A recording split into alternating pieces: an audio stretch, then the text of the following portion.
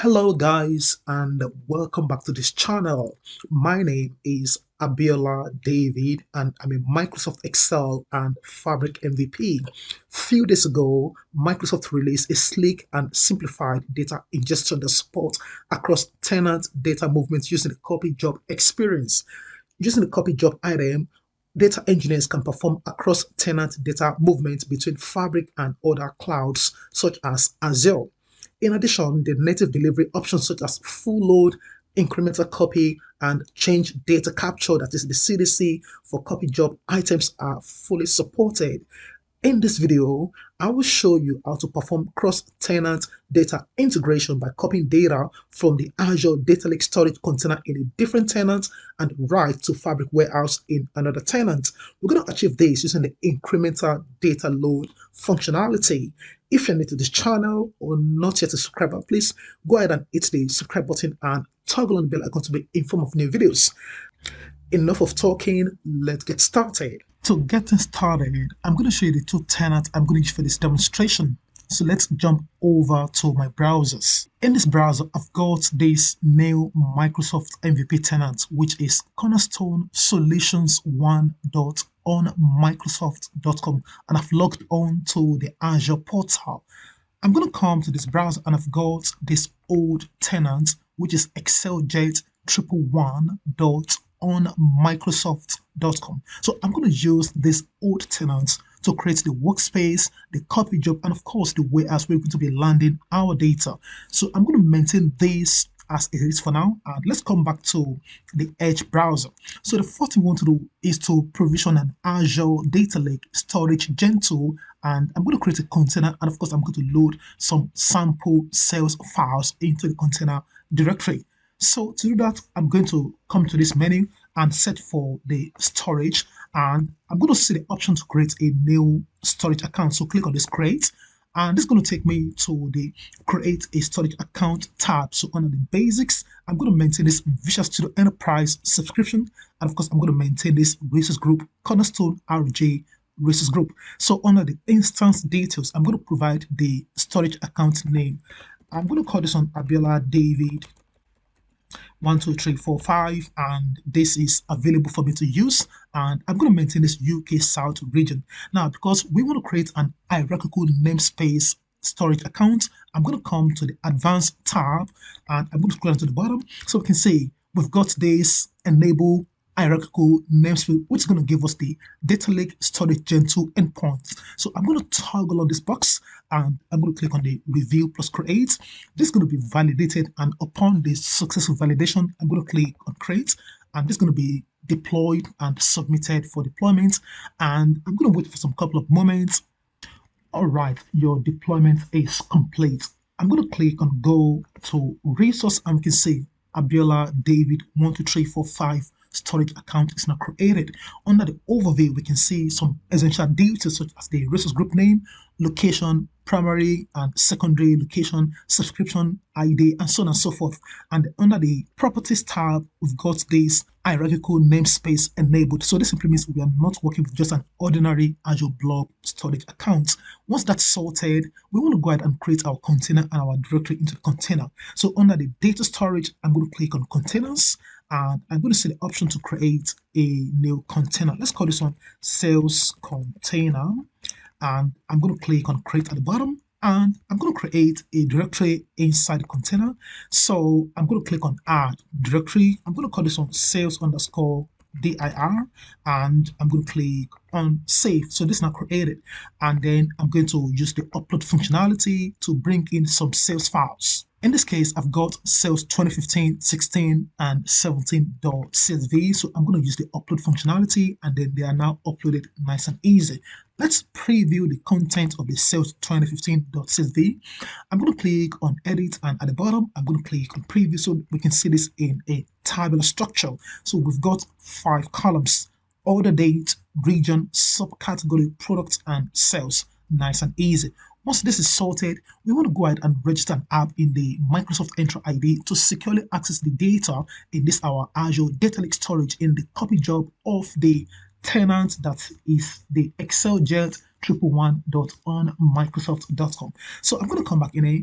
Now I'm going to come here and I'm going to come to this menu and search for the Entra ID. This is known previously as the Azure Active Directory. So in this Entra ID, I'm going to come to the app registrations. I'm going to click on that and I can see the option to register a new app.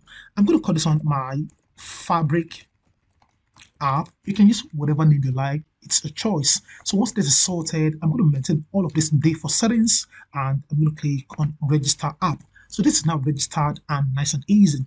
In the overview, we can see some essential information such as the client ID, the tenant ID. So we need to go ahead and create our secrets in the certificates and secrets. So I'm going to maintain this view and let me just come to this third tab. I'm going to swiftly go to the Microsoft Entra ID and I'm going to go to the app we just registered, which can be found under the all applications. So I've got my Fabric app and I can see the same details such as this. Now we want to use this tab to create our secret. So I'm going to click on create new client secret. I'm going to call this on my secret and I'm going to maintain this 180 days expiration date and I'm going to click on add. Once this is sorted, I can see the secret key, which is this value. So this secret ID is just the ID that is associated with this secret key. So I'm going to maintain these two views. Now the next thing I'm going to do is to go back to the Azure Data Lake Storage Gen 2 and I'm going to add a role assignment for the storage blob data contributor in order to allow this app just registered, which is a service principal, to be able to securely access the data in our Azure Data Lake Storage Gen 2. So to do that, I'm going to navigate back to the storage account. I'm going to click on this and then click on go to resource and then we are back in the storage account. I'm going to come to the access control, the IAM. I'm going to click on that and I'm going to add a role assignment and I'm going to look for the storage blob data contribution and I can save that in it. So this allows us to read, write and delete access to Azure storage blob containers and data. And I'm going to click on next and then we want to assign this role to a service principal, which is the app we just registered. So I'm going to maintain this assign access to user, group or service principal and then I'm going to click on select members. And I'm going to set for the app we just registered, which is the My Fabric app. And I can see this is now selected at the bottom.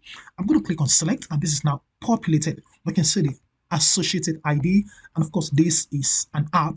I'm going to just click on review plus assign. I can see all the details. Once I'm happy, I'm going to click on review and assign. So this role is now assigned to the app we just registered and I'm going to come to the role assignment and I can see the My Fabric and we've got this storage blob data contribution role and of course this is a service principal as a type.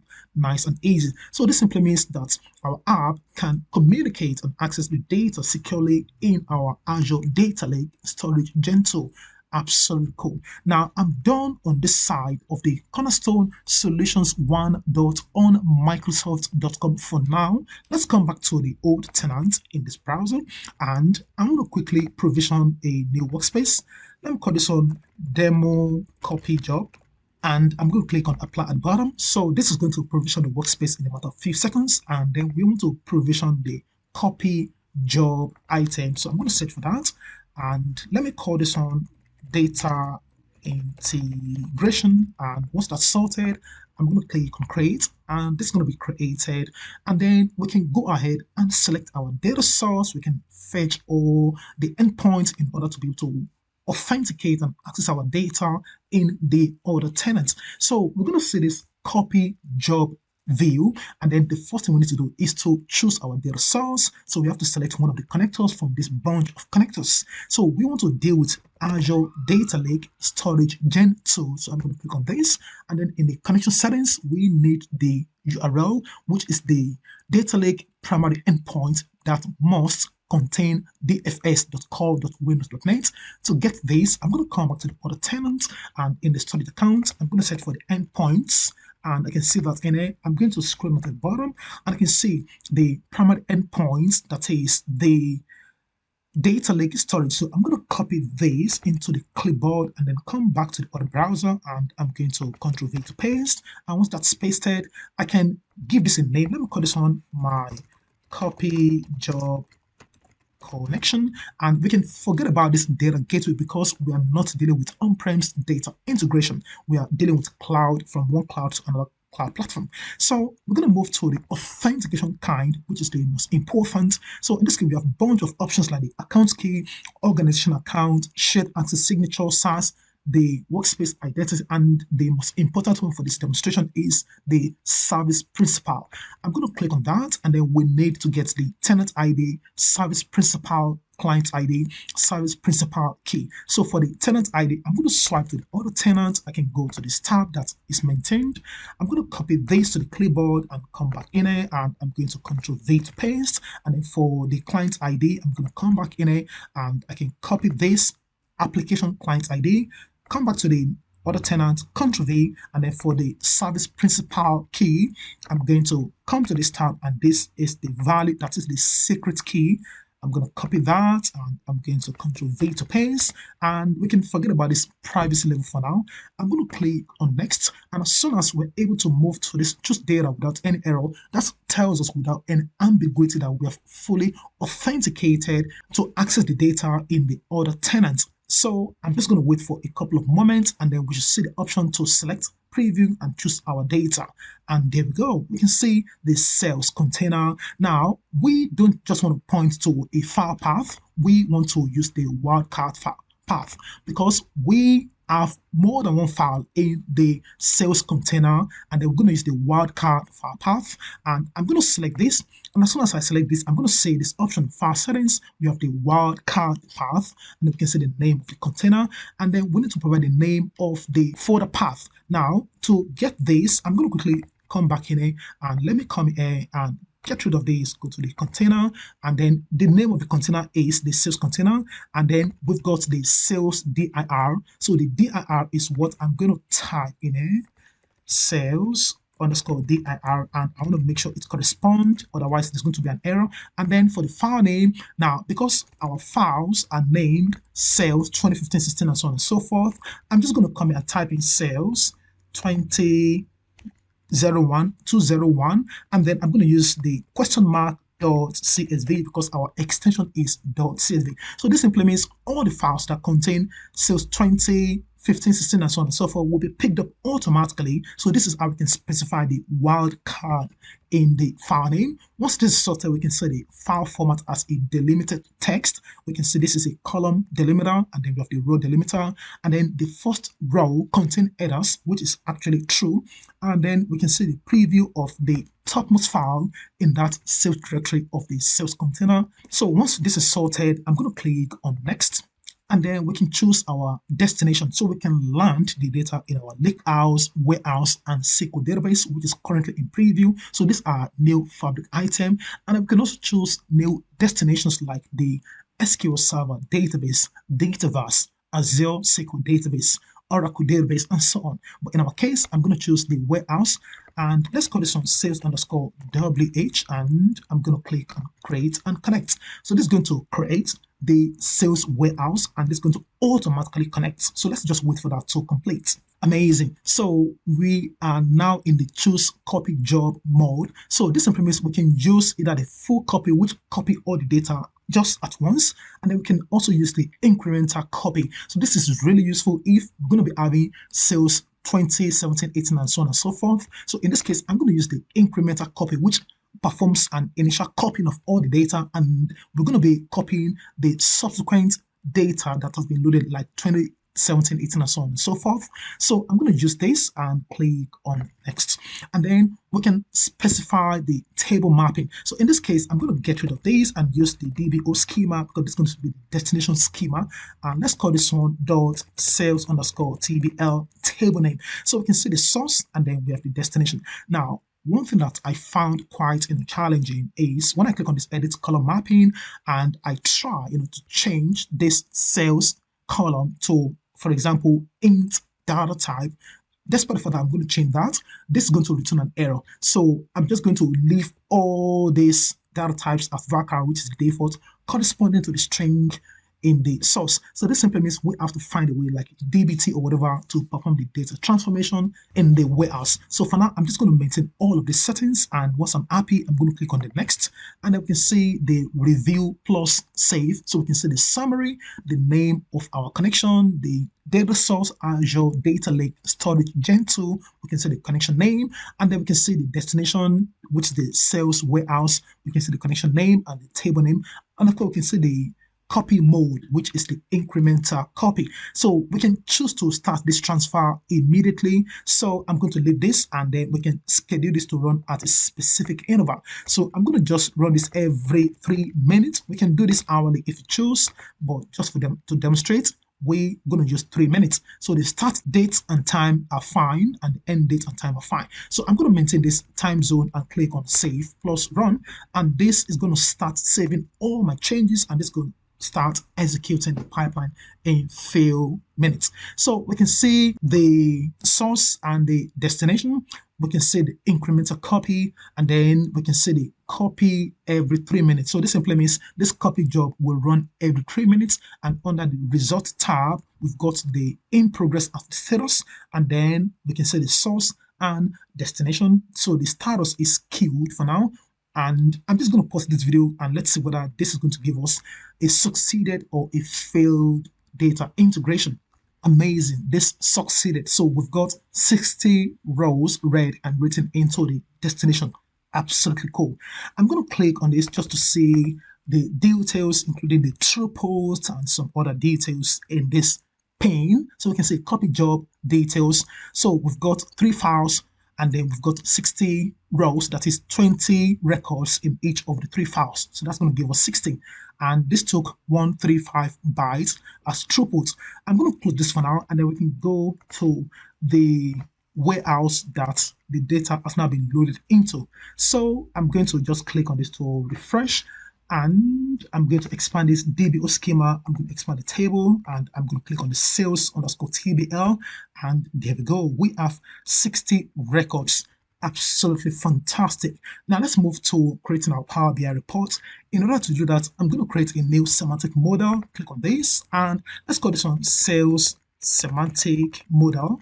And I'm going to choose the sales TBL. I'm going to create it from this sales TBL and click on confirm. And I'm going to wait for some couple of moments for this sales semantic model to be ready. And once this is done, we can use that to create our Power BI reports. And I'm going to load more data into the sales container of the sales directory in the other tenant. All right, so the semantic model is now created. Let's go back to the workspace, and I can see the sales semantic model. I'm going to click on that. And before I start creating my report, I'm going to just quickly come to this refresh, and I can schedule this refresh. And I'm going to come to this refresh and go down to the bottom, and I can turn this on. Let's say you want to do this daily, and I can add a time and do all sorts of that. So I'm just going to maintain all of this. Or let's just the current time is past 2. So let's do this in the PM, and let's do this by 2, or let's do 3 o'clock.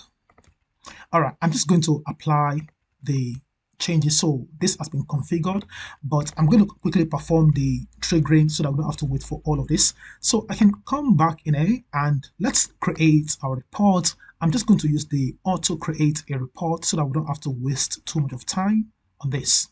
All right, so this is our report. We've got 60 count of sales TBA, that is, we've got 60 records. Absolutely cool. I'm going to press Ctrl S to save, and let's call this on reports, and I'm going to click on save. So this is now saved. Let's check it out. I'm going to come here, and we can see the report created. Now I'm going to quickly come back to the other tenant. We've got 3 files, so I'm going to bring in more files into this directory. Upload. Let's bring in 2018 to 2020. So in this case, I've loaded the save 2018, 2019, and 2020, and I'm going to come back to the other tenant. Let's go to the data integration copy job, and we have to just wait for the next schedule, the next run, and we should be able to see new 60 records written into the sales warehouse. I'm going to pause this video and we're going to come to that as soon as this succeed. Amazing. So we can see we've got 40 records written into the warehouse. So I'm going to quickly come back to the warehouse. And when I scroll down, we're going to see that we have 2018 records and 2019. Okay, there we go, 2018 and 2019. And I can come to the Power BI report. And when I come to the Power BI reports, and I can see we have 100 records. So everything is updated. I see we've got 100 records. And when I come to the warehouse, at the bottom, we've got 100 records. So this simply means the across tenant data integration using the copy job in Microsoft Fabric is working, and this is really fantastic. So I trust you enjoyed this video. If you do, please like, comment, share, and follow me for more videos because there's a lot to come. Thank you for watching. Bye for now. Cheers.